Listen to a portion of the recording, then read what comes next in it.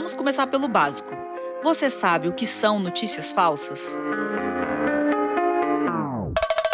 Essa questão sobre a definição de notícias falsas, o que é notícia falsa, o que é opinião divergente, etc., eu acho que ela passa por questões que os acadêmicos estão dedicados e que no momento de campanha ela talvez nem seja a mais importante. Ela é importante para a gente entender o seguinte: a legislação eleitoral nos protege contra a difusão de fatos sabidamente inverídicos. Ou seja, a ideia de que alguém está difundindo uma mentira que sabe que é mentira e que é feita para atacar um candidato. Boatos e mentiras realmente sempre existiram durante o período eleitoral, mas a mudança com as redes sociais, o modo de a gente se comunicar mudou e, por consequência, o modo que as campanhas são feitas também mudou. Se antes só a campanha, só o marqueteiro da campanha controlava a maneira, a narrativa que as campanhas tinham, hoje os apoiadores, os eleitores e a oposição também têm uma voz dentro dessas campanhas.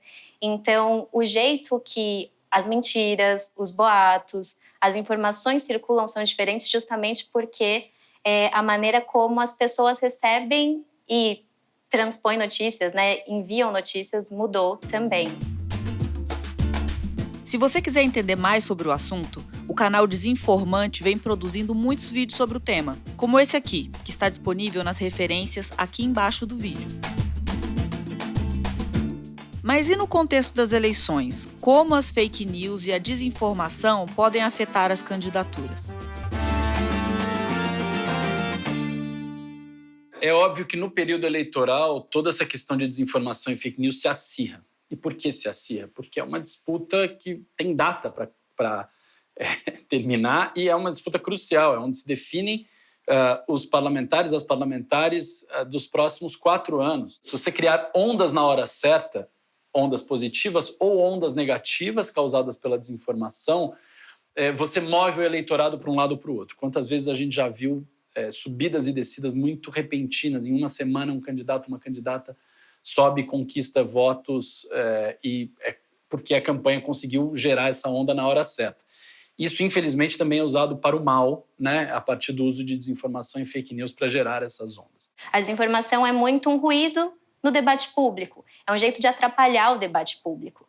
Seja proposital ou organicamente, isso atrapalha o foco que a gente está dando para as pautas eleitorais. Então, se o foco deveria ser uma eleição em que a gente coloque em xeque a competência de determinados candidatos, coisas que são muito objetivas, a desinformação tende a tirar o nosso foco dessas coisas objetivas e partir para coisas que não deveriam estar sendo discutidas. Então, muda o foco do debate da sociedade. Agora que você entendeu o que são as notícias falsas, vamos aprender quais narrativas elas têm sustentado no que diz respeito às desigualdades de gênero e de raça? Quase todos os candidatos e candidatas podem ser alvo de desinformação justamente por estarem se colocando como figuras públicas. Mas a gente precisa também pensar que candidatas ou candidatos que se colocam, pertencem a grupos historicamente marginalizados, então mulheres, LGBTs, pessoas negras, acabam sofrendo um outro tipo de problema com desinformação, porque as narrativas relacionadas a elas normalmente são mais agressivas, são notícias desinformativas que dizem muito mais respeito à vida pessoal dessas pessoas do que à vida pública de fato. Então, todos podem ser alvos, mas as populações historicamente marginalizadas acabam sendo alvo de um outro tipo de desinformação, uma desinformação mais violenta, mais agressiva e, por vezes, mais prejudicial ao debate público. Também é importante falar aqui sobre as técnicas de defesa contra esses ataques. Há muitos anos, eu acho que desde 2014, as eleições de 2014, a gente já tem o comprometimento de algumas instituições com não deixar que notícias ou narrativas desinformativas se transformem em notícias questionáveis como verdadeiras.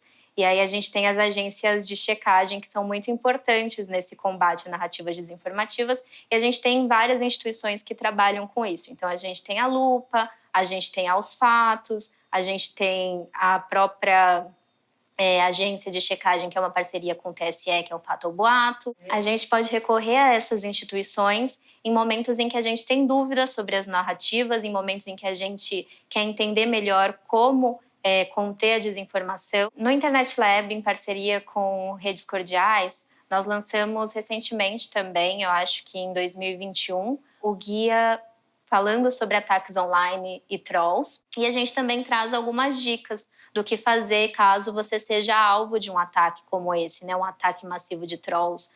Você registrar todos os ataques, não responder os trolls, porque é justamente isso que eles querem, né? As pessoas que fazem esses ataques querem que você entre nesse jogo, entre nessa brincadeira deles e acabe dando atenção para um assunto que não deveria caber ali, não deveria ser alvo de discussão naquele momento. E também o de denúncia, né? A gente traz algumas informações sobre as denúncias, como denunciar, tirar print de tudo, copiar o URL, ir a uma delegacia de crimes cibernéticos. Caso a disputa eleitoral descambe para mentira, ofensa e ameaça, os órgãos para denúncia podem e devem ser acionados. Registrar esses crimes através de boletins de ocorrência ou junto ao Ministério Público da sua região, por exemplo, pode ser muito importante para buscar proteção, reparação e justiça. A rede social, que é o meio por que essas pessoas fazem isso, ela acaba se tornando o primeiro filtro. Então, a moderação de conteúdo de uma plataforma é o primeiro filtro contra um discurso de ódio, é o primeiro filtro contra uma informação manipulada. A importância política disso é muito grande. É por isso que a gente trabalha tanto com a moderação de conteúdo das plataformas e uma exigência de que isso seja uma decisão política também. As plataformas digitais como Facebook, Instagram, YouTube, Twitter têm algumas regras para proteger a integridade do processo eleitoral, mas, do nosso ponto de vista, elas são muito fracas.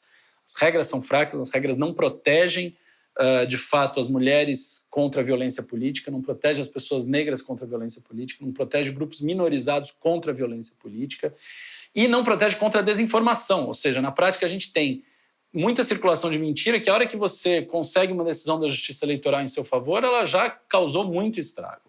Então, nós precisamos pressionar as plataformas para agir de forma mais rápida e mais decidida na proteção dos candidatos e candidatas que usam a verdade. Para a gente não cair no mesmo erro que nos afeta e a gente não distribuir fake news, nós vamos ter pelo menos 3 pontos de atenção. O primeiro é entender muito claramente que você tem responsabilidade sobre o debate público, ou seja, você precisa checar as informações que você vai difundir, você precisa não cair na tentação, às vezes, de repetir boatos que chegam muito rapidamente. Acho que a segunda coisa é escolher os temas onde você domina, né? É fazer debate sobre os temas que você domina. Me parece muito importante que a gente possa, vamos dizer assim, manter o jogo no próprio campo. E isso é um ponto-chave aí para também que a gente não caia num terreno onde quem domina é o seu adversário, a sua adversária. E acho que o terceiro ponto é ter condição de rapidamente reverter ou pedir desculpas no caso de você perceber que cometeu um erro, né? E fazer com que o tamanho desse pedido de desculpas ou de alguma coisa assim seja só proporcional àquele impacto que ele pode ter causado. Reagir rápido, reagir curto, pequeno, sem render o assunto e conseguindo assumir erros de forma muito clara quando eles tiverem acontecido. No módulo 6, vamos falar um pouco mais sobre estratégias para preparar a sua equipe de campanha. Agora que você e sua equipe estão preparados para se defender e não cair no mesmo erro, que tal ensinar os seus eleitores a também identificar e combater fake news? Os fatos se sustentam? O nome, os números, as informações apresentadas são factíveis? Quem é a fonte dessa informação? Quem é o autor? Quem é o editor? Quem é o patrocinador? Eles têm credibilidade? Qual o contexto dessa notícia? De quando é essa notícia? De que forma ela se relaciona com os temas sendo discutidos no momento? Existem interesses políticos ou financeiros por trás?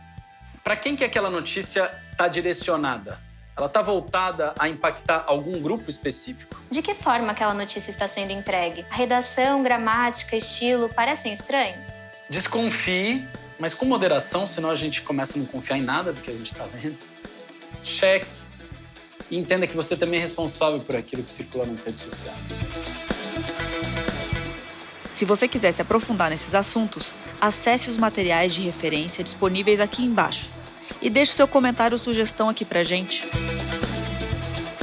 No próximo vídeo, vamos dar dicas de cuidados digitais preventivos.